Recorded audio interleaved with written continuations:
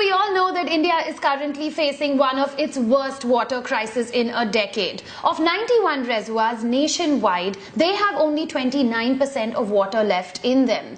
Thousands of villages all over Maharashtra are also facing one of its worst crises in a decade. They're depending solely on water coming in from tankers, donations and charities. South India, in fact, is worst off. Reservoir levels over there are almost at 20%. But you know what? This is happening the world over. Brazil faced one of its worst water crises in 2015, with China, Syria, Pakistan, Turkey, California, Africa not far behind. Basically, there's water everywhere, but not a drop to drink. This is how much fresh water actually exists. Of all the Earth's water, 97.5% is salt water and 2.5% is fresh. Of that 2.5%, 70% is locked in glaciers, 30% is in the ground, and that leaves only under 1%, like 0.007% that is readily accessible for human use. 0.007%. How do you even divide that amongst a world population of 7 billion people? 1.1 billion people lack the access to safe drinking water. That's almost 1 in 6 people. This is what our water condition looks like today worldwide. And this is what our water condition will look like in 2025. How did we even get here? How did something that is supposed to be a basic human right become so scarce?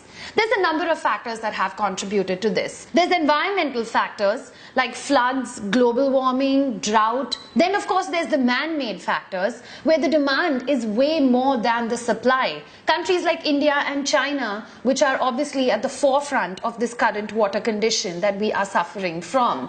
Then bad farming practices, overdrafting of groundwater levels, and of course bad agricultural yields. Water today promises to be to the 21st century what oil was to the 20th century, a commodity that will determine the wealth of a nation.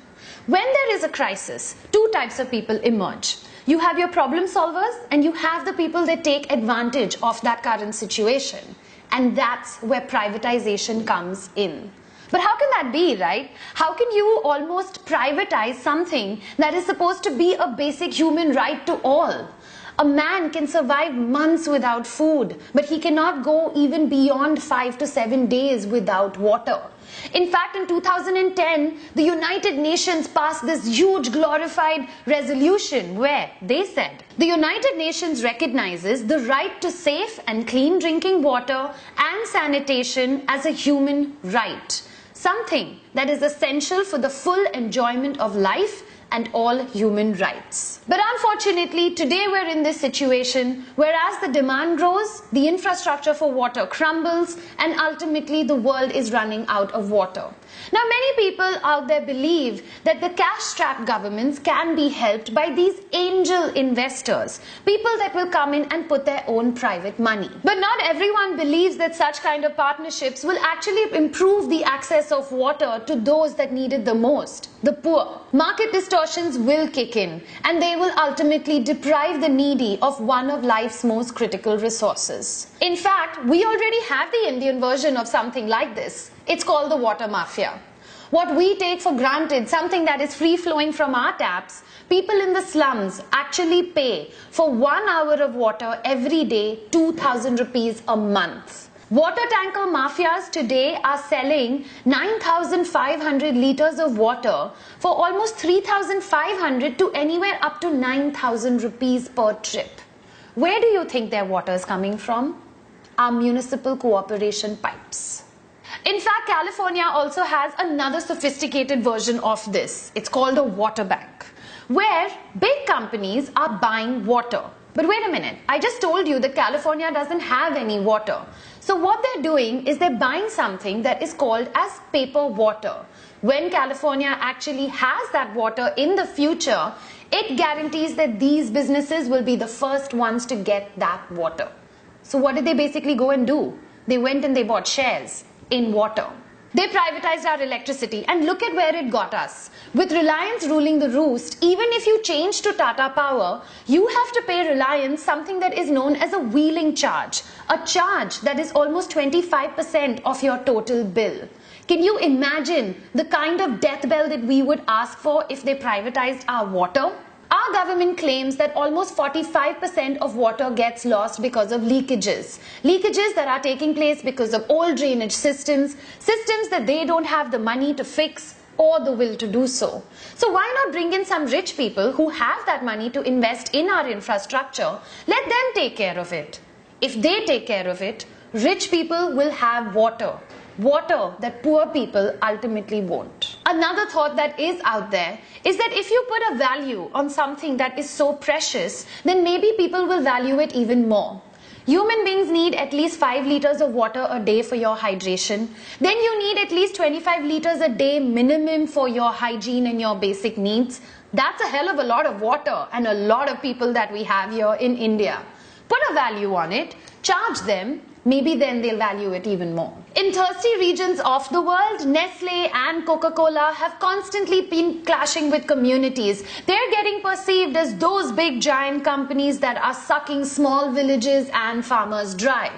Now, they did it in the village of Bhatti in Pakistan. They did it in Kerala. They did it in a number of villages all over India and the world.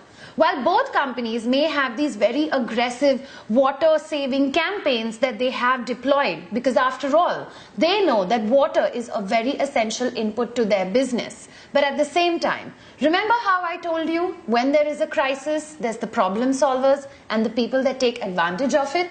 Check this out. In the city of Sacramento, which was in the 4th year of its worst drought, Nestle was taking Sacramento's water and selling it back to its citizens at a profit. On March 16, 2016, the city of Sacramento has turned around and sued Nestle. Big companies around the world today are buying groundwater reservoirs. And in fact, if you're sitting on a freshwater body, then guess what? You're sitting on a future gold mine. Big companies, they don't care about the environment. They don't care about human rights. All that they care about is profit. In fact, even the CEO of Nestle turned around and said this: water is not a human right. It needs to be privatized. Think about it. Aquafina belongs to Pepsi, Kinley belongs to Coca-Cola, and today you will spend anywhere between 12 to 20 rupees for a liter of water. Why is it that Americans are coming onto our soil, taking our water, filtering it and selling it back to you? If you read the label carefully, it doesn't even say mineral water. It says packaged drinking water. What happened to that good old water bottle that your mother used to pack and give to you when you left for school? Why can't we take water from home every time that we step out? As a country, can you even imagine the amount of plastic that we are generating? So now that you have all this information, what you can do is that you can help by sharing this video. Try and bring about an awareness of what is actually going on. Yes, water will be the next gold. I'm releasing this video very close to like the end of May, and the monsoons are around the corner. We just might have one of the heaviest rainfalls that we've ever seen in the last 5 years. There might be floods, but that will not help increase the groundwater levels. One good monsoon will not solve this problem. The problem still persists. And if this problem persists, then slowly the world will get divided into 2 halves. The water haves and the have-nots. There will be the winners, Canada, Alaska, America, and there will be the losers, India, China, Syria, Turkey. These will be people that will be different from the oil conflict of the 20th century. But what you will have is that a divide will take place. A divide where you will have those people that can afford to have these resources of water, and all these people that will be left fighting over these limited resources of water. Ultimately, we all will go to war. If you've seen the Oscar-winning movie The Big Short, the lead character, Michael Burry, he was the one that actually predicted the Wall Street meltdown that would take place 5 years before it actually took place. Today, that man has left gambling in all stock markets and he is invested heavily in water.